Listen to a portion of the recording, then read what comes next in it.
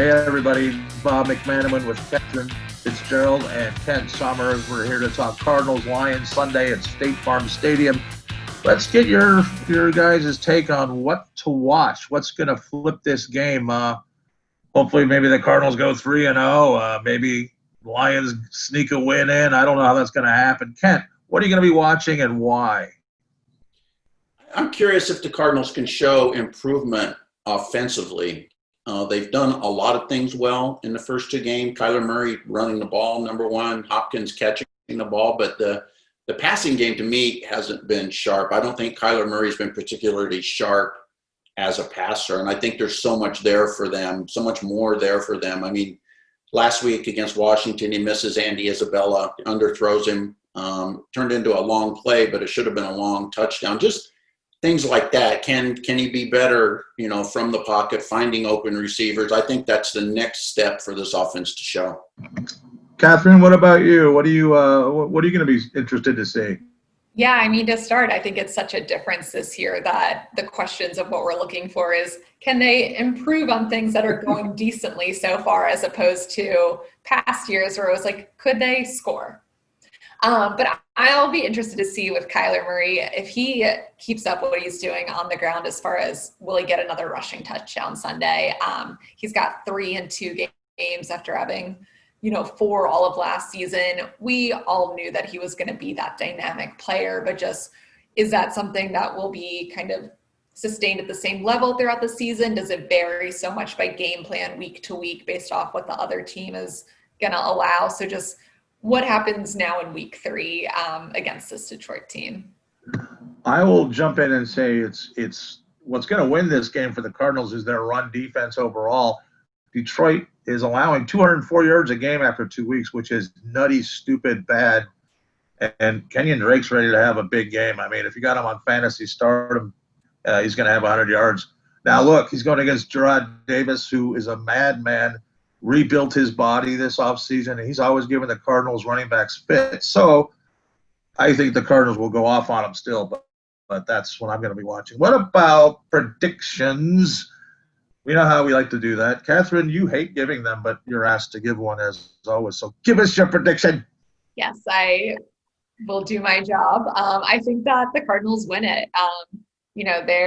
So much is clicking for this team right now. We didn't talk too much so far about the defense, but obviously there's still things to improve there. But I think that's such a difference this season so far, and I think that they go 3-0. Mr. Summers, please weigh in with your call. Logic tells me that the Cardinals have to lose one of these games, right? But I don't think it's going to be this one. I mean, the Lions have lost 11 in a row. They haven't won since last October.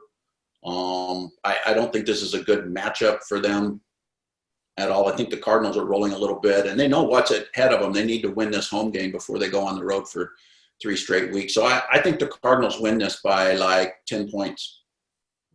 I agree. So I think they win it 33-20,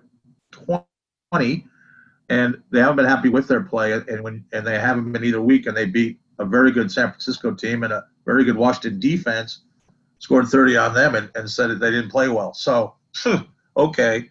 We think they're going to go to 3-0. Here's a question. Can they go to 5-0? Because look what they've got after this. Road games at Carolina, at the Jets. Not so good. Those two teams aren't playing well at all.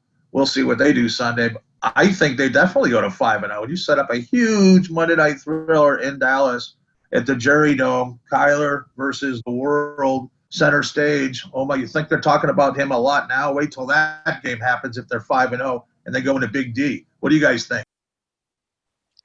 I think the odds are against it. We always get way too far ahead of ourselves because it's kind of fun to do in sports. And could they go 5-0?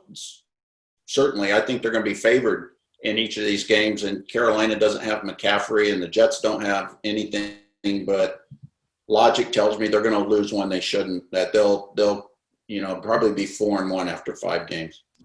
Yeah.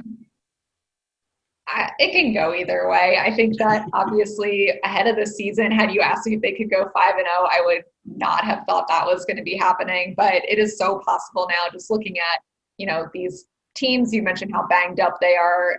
The Jets also just kind of live in shambles. So I think it could happen. But again, that's, they've got to still get a lot going, just to rattle off all of those, especially with those East Coast trips. So it doesn't happen unless they go 3-0, ladies and gentlemen. So make sure you read AZ Central, the Arizona Republic, and these two fine scribes along with yours truly, and we'll catch you later.